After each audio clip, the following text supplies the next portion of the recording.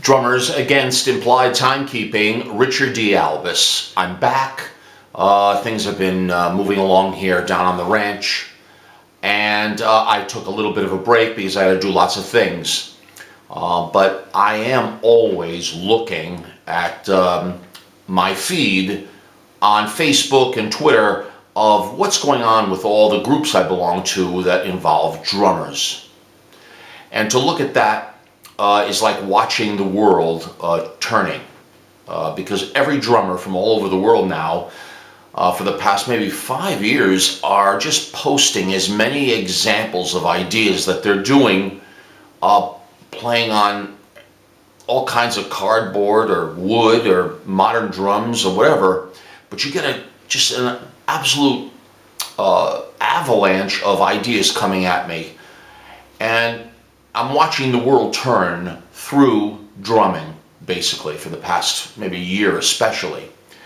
And, I sit around and I think about where do I fit in to explain in the simplest form the kind of the unifying theory of drumming relativity. What can I contribute to all of it? Hundreds of thousands of drummers that are playing and practicing and trying to come up with ideas. Where do I fit in here? And those of you who have followed me for the past 6.5, almost 7 years, I try to give you examples and explain things and give you views and what I'm thinking. And today I think I've come up with something. Just an idea, as simple as I can, with my face in front of this camera, the unifying theory of all drummers. Now, of course, this is my opinion. I ask you to bear with me.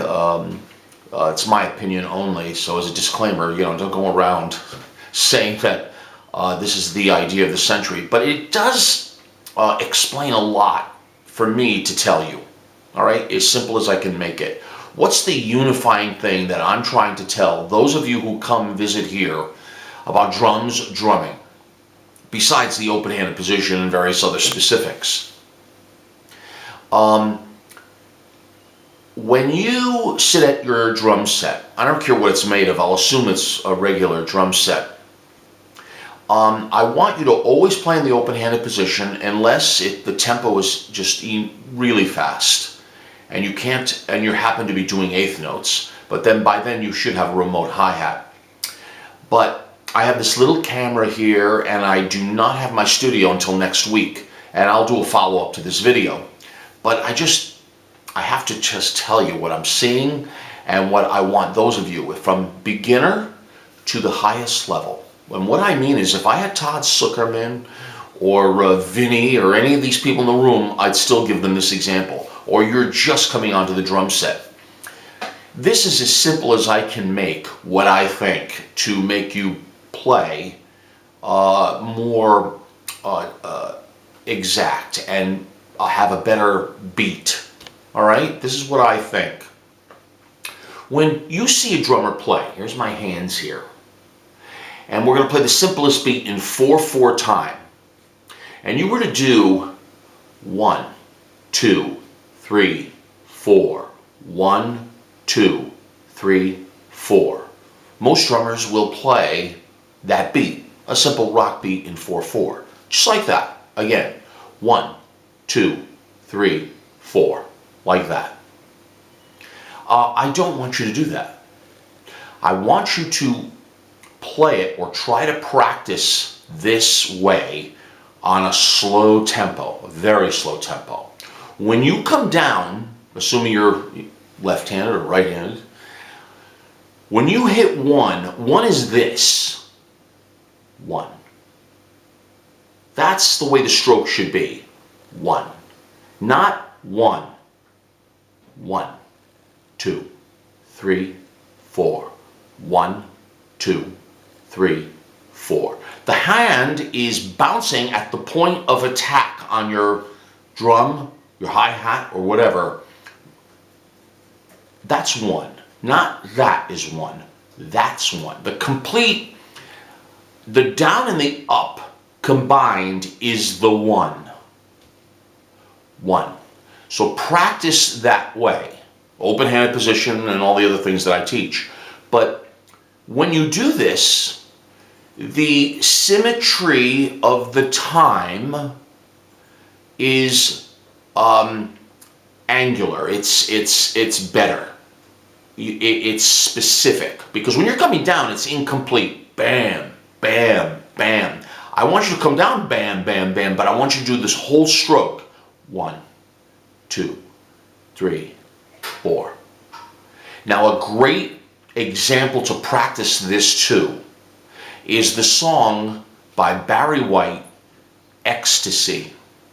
It's late 70s or maybe 1978 hit he had. The opening verse, just the opening, 30 bars, it's very staccato on the eighth notes. Unfortunately, it is a little bit too fast to practice it. You'd have to be really on it. But it's the best song I can think of that would exemplify what I'm saying here. That the staccato of the one, the one stroke, the down and up. When you're hitting down, you're also hitting up at that second or that microsecond. 1. And that gets the parameter of time better. Now the song Ecstasy is a little fast for this idea. Maybe you can slow it down a little bit, but practice that. Because by doing that, your time will get really great.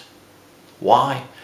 You are using a full stroke to hit the hi-hat, for example. So again, you are coming down 1, 2, 3, 4. The whole stroke, make sure you go up with the stroke. Practice it. At first you're going to go, what the heck?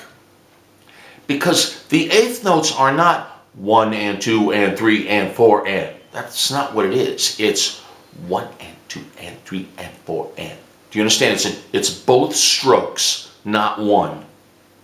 I hope this makes sense with my hand and the camera and not having a pad in front of me or any of these things. But as I say, I'm trying to think of new ways after just watching maybe hundreds of drummers and bands do their thing. And they're all great, and a lot of them I like. I'm watching a lot of hardcore music, Sick of It All and Counterparts and these absolutely crazy energy bands. They're most unusual to me to be watching, but that's what I'm doing right now, amongst other things, musically. But this idea I came up with is laying in bed going, how do I come into this camera and explain as simple as I can? And this is what I think. So find this song by Barry White, Ecstasy. Practice the principle I just showed you, that you are coming down and up in one point in rhythm. Not just down, or not just in succession, 1, 2, 3, 4. You are doing 2 motions, 1, 2, 3, 4. You see what I mean? It's a little bit different. Now it takes practice and time. But the idea of dancing on your hi-hat, or 2 hi-hats I would prefer, starts to come into play.